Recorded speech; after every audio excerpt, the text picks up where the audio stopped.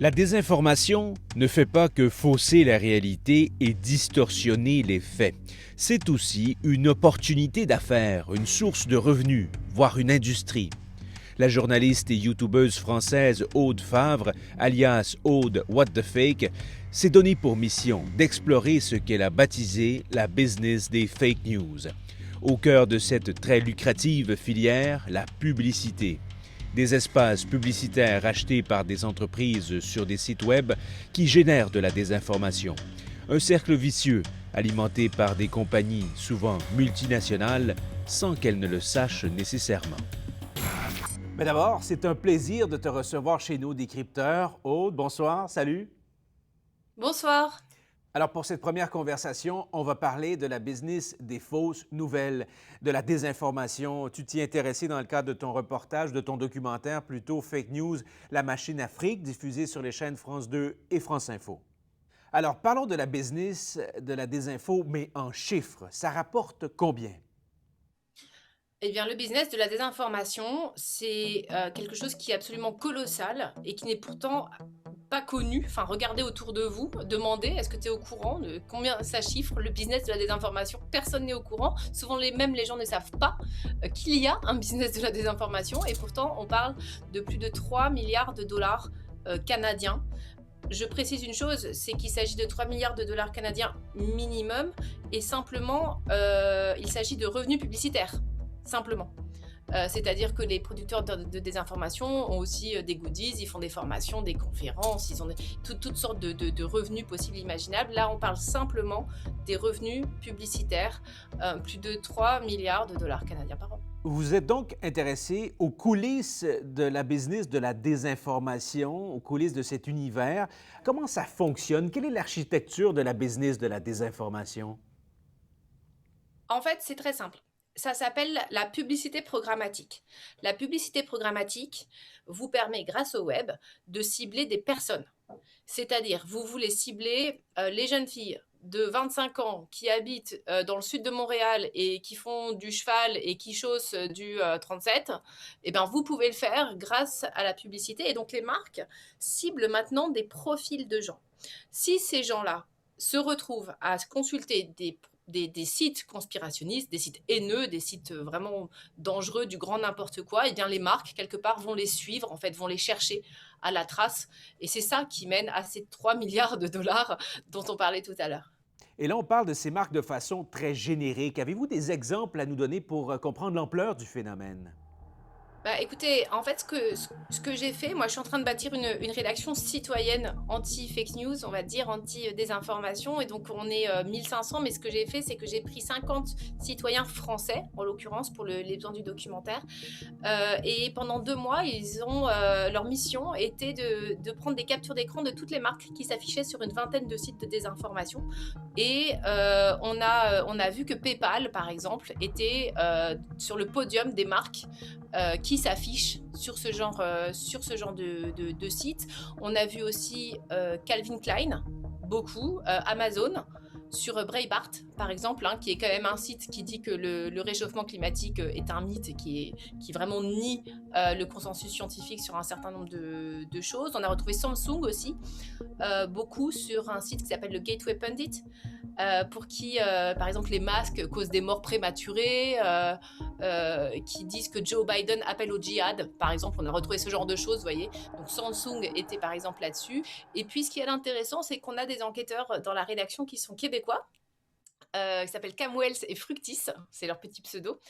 Et je leur ai demandé du coup de faire une recherche là très récemment. Et par exemple, ils ont trouvé des publicités pour l'université d'Ottawa sur un site qui dit que Bill Gates veut implanter des micro-puces, etc., qui s'appelle Anguille sous roche. L'Abbé, Best Buy, Walmart, sur d'autres sites hyper problématiques au niveau informationnel, c'est le moins qu'on peut dire, comme Wikistrike ou Anguille sous roche encore. Et quand vous avez tendu la perche à ces grandes entreprises, qu'est-ce qu'elles avaient à répondre à ce sujet-là? On a contacté, je dirais, presque 70 marques qui se retrouvaient vraiment beaucoup sur ce genre de site. La plupart ne nous ont même pas répondu, je tiens quand même à le dire. Et puis certaines, en fait, enfin toutes celles qui nous répondaient nous disaient qu'elles faisaient déjà le maximum pour éviter ce genre de site. Donc ça pose quand même beaucoup de questions. En fait, ce qui se passe, c'est que les marques peuvent très bien, si vraiment elles le souhaitent, ne pas s'afficher sur ces sites-là. Mais déjà, il y en a pas mal qui sont pas assez sensibilisés, je pense, au problème, ou qui n'ont pas trop conscience de ça, ou qui s'en fichent. Et puis personne quelque part ne lance l'alerte là-dessus. Ça leur coûte très peu en fait en image de marque. Aujourd'hui, une marque qui s'affiche sur un site hyper problématique, il n'y a pas grand monde qui va venir l'embêter là-dessus. Donc, et s'ajoute à cela le fait que même si ça elles ne le disent pas, beaucoup de sites conspirationnistes attire beaucoup de gens et donc faut beaucoup de clics et donc ont beaucoup de trafic et ça peut être aussi intéressant en fait pour beaucoup de marques d'être sur ce genre de site. Et puis la part de cet argent-là qui va sur des sites problématiques euh, et reste pas grande en fait. C'est-à-dire que beaucoup de marques nous ont dit oui, vous savez, ça représente très peu finalement de nos achats publicitaires sur le web, etc. C'est pas grand-chose, sauf que pas grand-chose de Walmart, plus pas grand-chose de Best Buy, plus pas grand-chose de Nike, plus pas grand-chose de toutes les marques qu'on a vues, bah ça aboutit à des sommes absolument colossales. Souvent, il y a des gens qui m'ont dit c'est paralysant ce que tu dis, on sait pas quoi faire, le truc est tellement colossal, etc.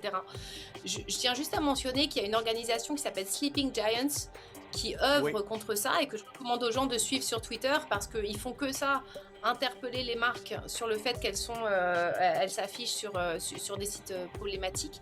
Et aussi, voilà, je voudrais que les gens qui ont des entreprises, les gens qui gèrent des entreprises, essayez de faire attention, regardez où est-ce que vous mettez vos encarts publicitaires. Et il y a des entreprises comme NewsGuard ou comme Storyzy, dont je parle dans le documentaire, qui peuvent vous aider justement à avoir des campagnes publicitaires, entre guillemets, un peu propres, quoi. Voilà. La pandémie a été synonyme de gros profits pour bien des propagateurs de désinformation, notamment grâce à la publicité programmatique. Alors, comment faire pour empêcher que les entreprises cessent de financer involontairement, à travers leur publicité, les sites web qui disséminent des informations fausses, trompeuses et nocives? L'entreprise NewsGuard s'est donnée pour mission d'assainir cet écosystème. Gilles Nabé, bonsoir. Bonsoir. Vous êtes la rédactrice en chef de la branche européenne de NewsGuard. On s'était déjà parlé l'an dernier. Re-bienvenue au Décrypteur. Merci à vous. NewsGuard a récemment publié une étude sur la publicité programmatique en temps de pandémie. Ce qui nous a beaucoup frappé, c'est de voir à quel point des entreprises qui luttent contre la COVID-19 se sont retrouvées à financer des sites web qui font de la désinformation basée sur la pandémie de COVID-19. Oui, effectivement, on a fait un rapport montrant que plus de 4000 marques connues, réputées, avaient placé leur publicité sur des sites diffusant de fausses informations sur le Covid. On parle de sites diffusant des infox du type la pandémie a été planifiée par Bill Gates, les vaccins contre le Covid-19 vont vous transformer en chimpanzé. Donc des sites vraiment diffusant de fausses informations dangereuses pour la santé publique. Et parmi ces marques, effectivement, c'est assez frappant de voir des systèmes hospitaliers américains, Pfizer, qui évidemment n'a aucun intérêt à se retrouver sur des sites diffusant des infox sur son propre vaccin. Et donc, en fait, ce dont on se rend compte, c'est que ce qui se passe là, c'est totalement involontaire de la part des marques. Et c'est dû à un système, la publicité programmatique, qui est très complexe, qui est automatisé, qui repose sur l'intelligence artificielle. En fait, c'est la mise en relation automatique d'acheteurs et de vendeurs d'espaces publicitaires en ligne.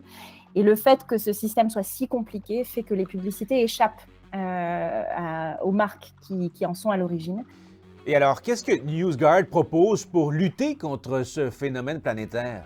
Chez NewsGuard, on analyse la fiabilité des sites d'information en fonction de critères journalistique de base, de crédibilité, de transparence. Et donc, on va aider les marques à ajouter des sites à leur liste d'exclusion, c'est-à-dire les sites où elles vont surtout pas aller diffuser leur publicité.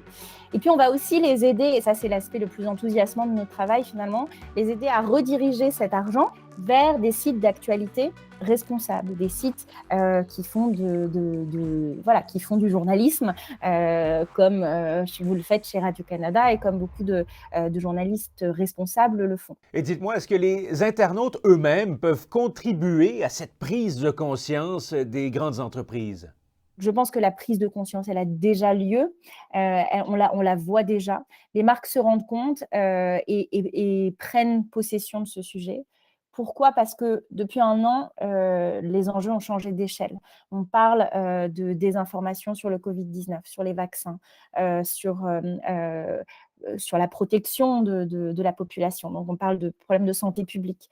On parle aussi de fausses informations sur l'intégrité électorale. Donc, les enjeux sont de telle taille que je pense que les marques et les agences s'en rendent compte et se saisissent du sujet. Il faut que ça continue, c'est une bonne chose. Et donc, peut-être qu'effectivement, les citoyens peuvent aider à ce que cette prise de conscience garde un certain momentum et ne retombe pas.